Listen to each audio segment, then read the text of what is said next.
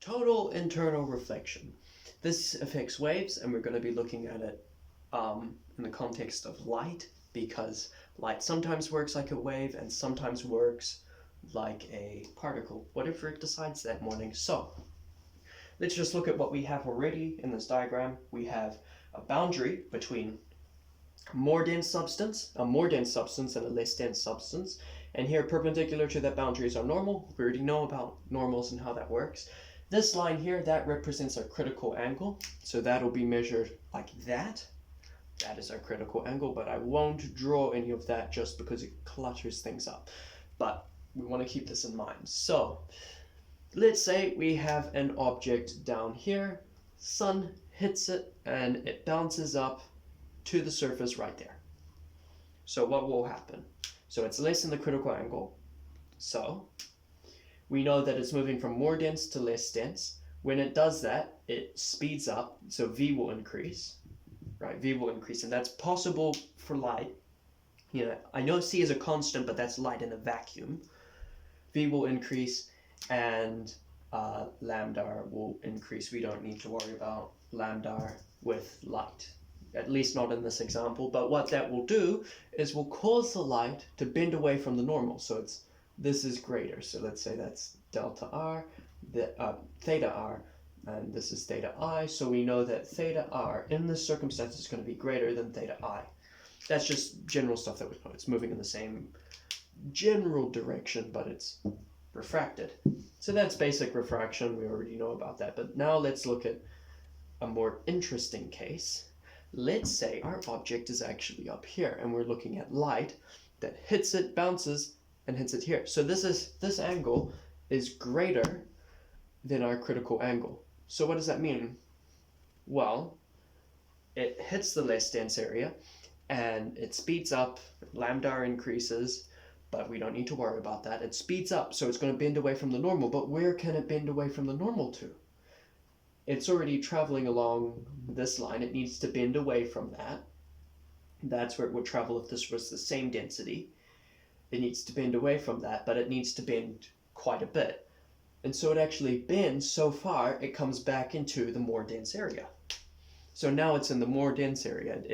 It's no longer in the less dense area. So it sort of comes up, brushes against the less dense, speeds up, its direction changes back into the more dense, so it's traveling at the same speed. And essentially, this is a reflection.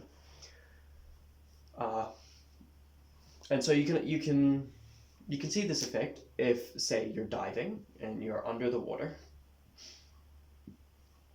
right? And you look up, and let's say there's an object here.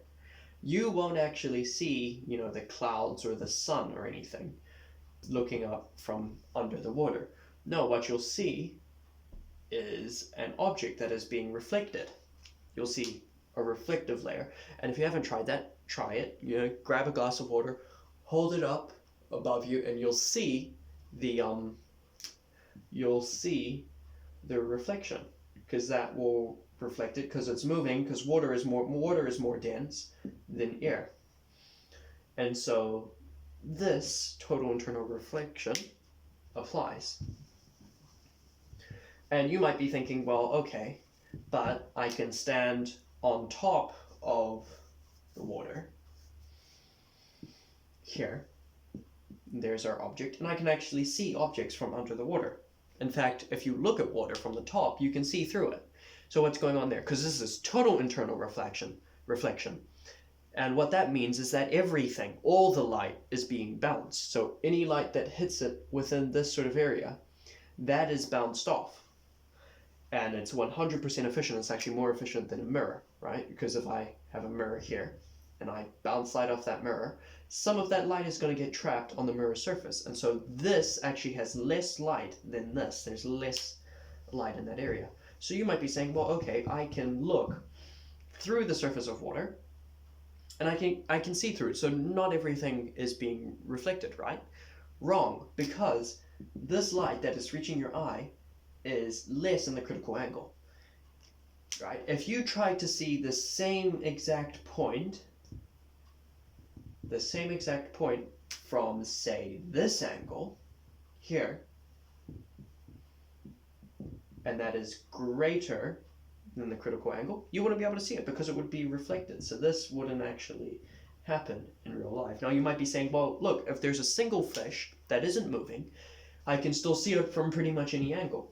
In fact, I can see it from any angle. Well, that's because the fish has multiple rays hitting it, multiple rays of light hitting it. And the fish is a large object that is actually made up of hundreds of thousands of little points. So yes, a lot of the light is actually going to be reflected. But because light is coming from different angles, some of it is going to be able to get through. And so you're going to be able to see it standing there.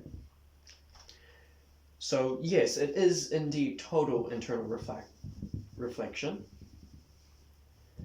And so, what are some practical applications of this? Of course, we've got fiber optics. So let's say we have this here, and these fiber optic walls, these are less dense than this. This internal bit is less dense. So if we just used an empty tube with mirrors, the light would bounce, it would bounce around, and over long distances you get almost nothing out because the mirrors would absorb all the light. But with this, you get pretty much the same amount of light that you put in out. And of course, it's technically slower than if you had an empty tube because light travels slower in a more dense environment like this. But it's more efficient. So you've got efficiency and speed. And since it's more efficient, that's what we use. We usually use things that are more efficient.